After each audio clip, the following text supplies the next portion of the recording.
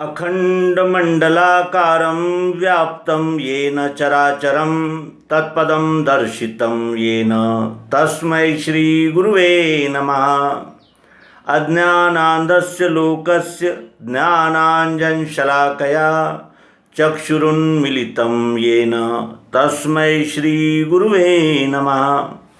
अध्यात्म विश्व विज्ञान यूट्यूब चैनल पर उपस्थित सभी आचार्य, गुरुजन, मित्र, हमारी टीम के सदस्य और साधक, जिज्ञासु, मुमुक्षु और अत्यंत प्रिय ऐसे हमारे शेयरकर्ता, व्यूवर्स और हमारे सभी प्रेमी भाई बहनों, आप सभी का इस अंक में हार्दिक स्वागत समादर करते हैं, क्योंकि ये अंक अत्यंत महत्वपूर्ण है। हमारे प्रिय मित्र श्री मनोज प्रसाद, जिला नालंदा, बिहार, इनका प्रश्न था, ईश्वर कहाँ है, कैसे है, क्या करते हैं और कैसे प्राप्त होते हैं, इस विषय में हमें बताइए। और इसी शुभ घड़ी का उन्हें भी इंतज़ार था और हमें भी प्रतीक्षा थी कि ये घड़ी अधिक से अधिक, जल्द से जल्द आए। आज वो घड़ी उपस्थित है। हम सर्वांग योग के द्वारा ईश्वर को देखेंगे, जानेंगे और प्रत्यक्ष उसके यानी वो क्या है उससे एकात्मता का अनुभव करेंगे।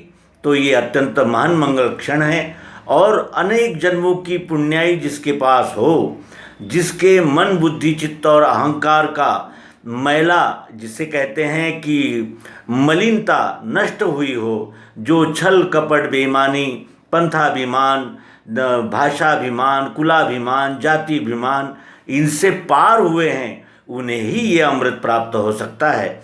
अन्य लोग भी सुनेंगे अवश्य, समझेंगे अवश्य, लेकिन वो ग्रहण नहीं कर सकेंगे, क्योंकि शुद्ध वस्तुएं शुद्ध स्थान पर ही उपस्थित होती है और शुद्ध स्थान पर ही वो जड़ जमाती है, बैठती है। इसी ज्ञान को देने के लिए संत और विभूतियाँ, अवतार इसी ज्ञान को देने के लिए आए, लेकिन हम इतने नतदृष्ट है, इतने दुर्भागी है कि गंगा हमारे आंगन में बहती है और हम नहाने के लिए किसी नाले में जाने का प्रयास करते हैं।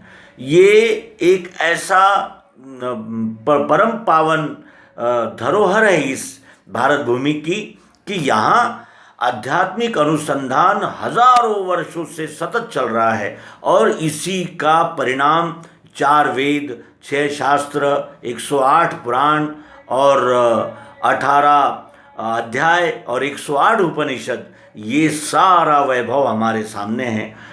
और इसी से उपजे हुए अनेक शाखाएं, जैसे कौटिल्य का अर्थशास्त्र, आर्यभट्ट का लीलावती, इस प्रकार के ऐसे विभिन्न ग्रंथ निकले जो एक एक क्षेत्र में क्रांतिकारी कदम कहे जा सकते हैं। इस सर्वांग योग को प्राप्त करके हम भी अपने मनुष्य जीवन को धन्य करें और प्रायोगिक पद्धति से इस ग्रंथ का, इस युक्ति का हमने अनुभव लेना है। इसलिए पुनः प्रार्थना करते हैं कि आप भी अपने आगे इस विश्व में की कोई भी वस्तु रख लें और देखना यह है कि जो यहाँ है वही यहाँ है और जो यहाँ है वही यहाँ है। इस प्रकार हम मिलान करेंगे और परमात्मा के विषय में जो अनेक प्रकार के जो मान्यताएं चल रही है कि जो परमात्मा इस विश्व से बाहर है, कोई कहते हैं विश्व के अंदर है, कोई कुछ कहता है, कोई कुछ कहता है, लेकिन अध्यात्म विज्ञान शास्त्र कहता है कि परमात्मा एक एक कण में उपस्थित है। परमात्मा एक एक कण में उपस्थित है और वो रहता ही है, उसका अस्तित्व कभी नष्ट हो ही नहीं सकता। भले ही बाह्य रूपांतरण कितने भी होते रहें, लेकिन अंतस्थ वो आत्मरूप, वो ईश्वर सतत रहता ही है, रहता ही था और रहता ही रहेगा ही, क्योंकि उसी ने तो ये सारा रूप धारण किया है। आइए सद्गुरु युक्ति का प्रारंभ करें। सद्गुरु भगवान की जय, विश्वरूप परमात्मा की जय। श्री गुरु के पदों को है मेरा दंडोत प्रेम से, यही प्रेम रहे स्थाई, कृपा दृष्टि वही मिले। यही प्रेम स्थायी रहे, जो प्रेम है वो स्थायी प्रेम रहे, क्योंकि इस विश्व का प्रत्येक प्रेम आता जाता रहता है। स्वार्थवश किसी वस्तु को चाहने के निमित्त तो वो प्रेम निर्माण होता है, लेकिन वो स्थायी नहीं रहता। जैसे ही हमारा स्वार्थ पूर्ण होता है वो प्रेम समाप्त हो जाता है। उस प्रकार का प्रेम ये साधक नहीं चाहता। कहता है श्री गुरु के पदों को है मेरा दंडोत प्रेम से, यही प्रेम रहे स्थायी और कृपा दृष्टि वही मिले। वही कृपा दृष्टि चाहिए जो श्री कृष्ण जी ने अर्जुन पर की थी, जो वशिष्ठ जी ने श्री राम जी पर की थी, जो सांदीपनि ने श्री कृष्ण जी पर की थी, स्वामी विशुद्धानंद जी सरस्वती जी ने श्री मायानंद जी चैतन्य पर की थी। वही कृपा दृष्टि चाहिए जिस कृपा दृष्टि से ये सतत रूपांतरण होने वाले संसार चक्र में भी हम विश्वरूप परमात्मा की जान पहचान कर सकें। आचार करके ऐसा सनातन मुमुक्षु ने किया प्रश्न, गुरु बोले सिद्धांत सब वो सुनो। ये आचार करते हुए वो मुमुक्षु ने कहा कि मैं प्रश्न कर रहा हूँ, तो गुरु ने उत्तर दिया कि सब सिद्धांत मैं आपको बताऊंगा, आपने ध्यानपूर्वक इसे ग्रहण करना है।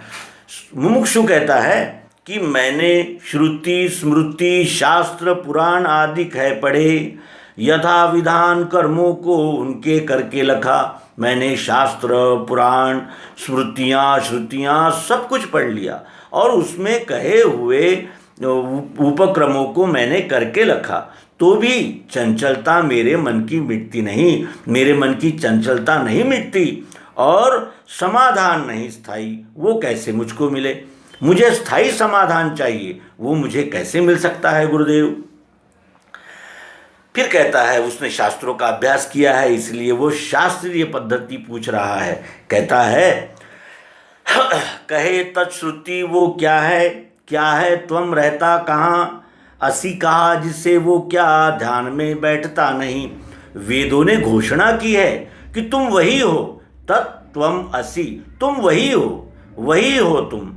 तो वो साधक पूछ रहा है मुमुक्षु कि वो तत् जो श्रुति कहती है तत् वो क्या है, त्वम क्या है, कहाँ रहता है, असी कहा वो क्या है, और ये मेरे ध्यान में नहीं बैठता।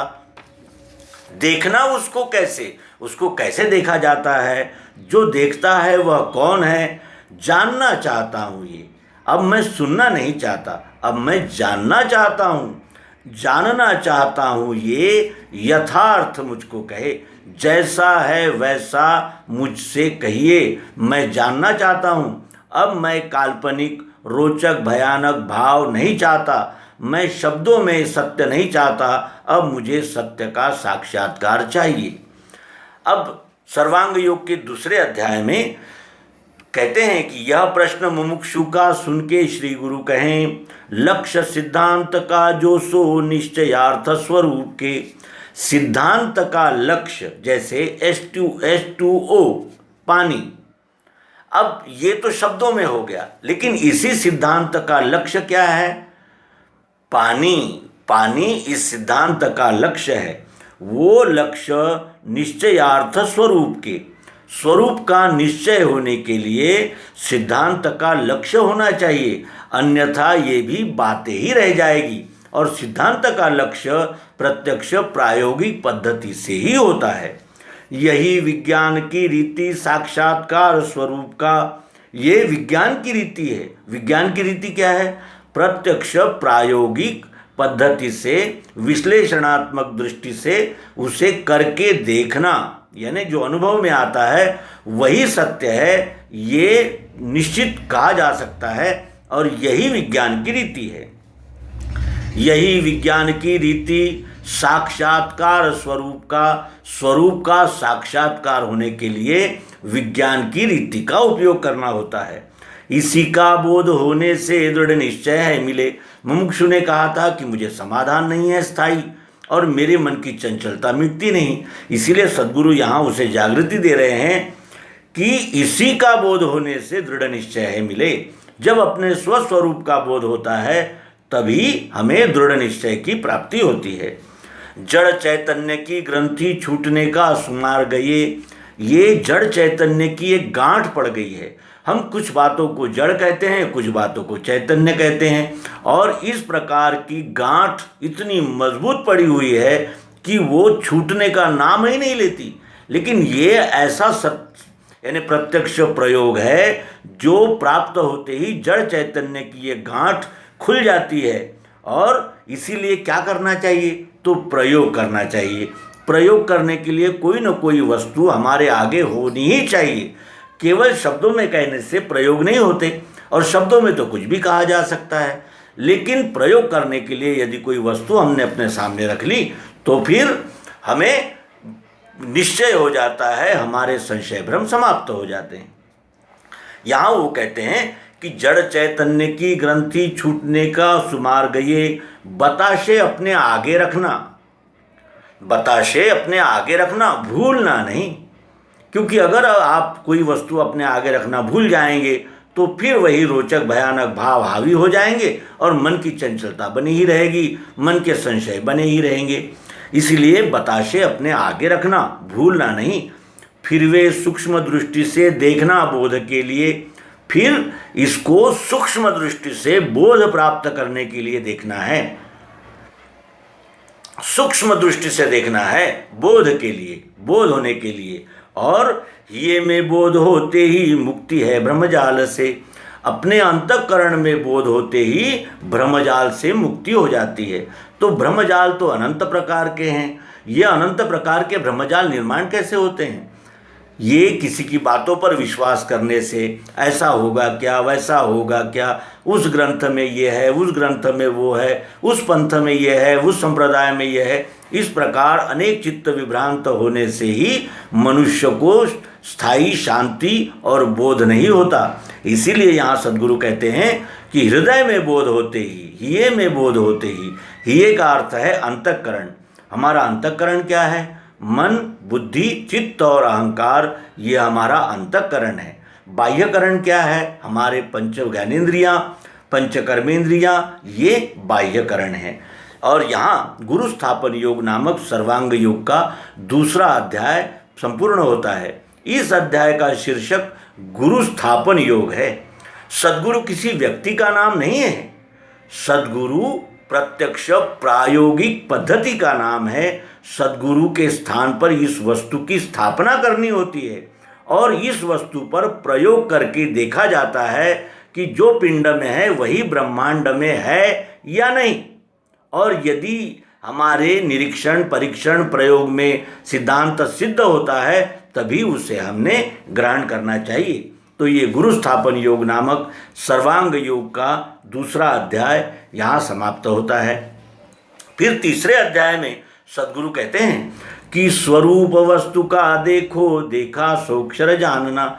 ये वस्तु का स्वरूप देखो, जो दिखता है वो क्या है? क्षर है, सतत बदलता रहता है। अब ये ऐसा दिख रहा है, फिर हम इसे चूरा कर देंगे तो चूरे के रूप में दिखेगा। यानी इसमें बाह्यांग में अनंत प्रकार के परिवर्तन होते ही रहते हैं, उसे क्षर कहते हैं।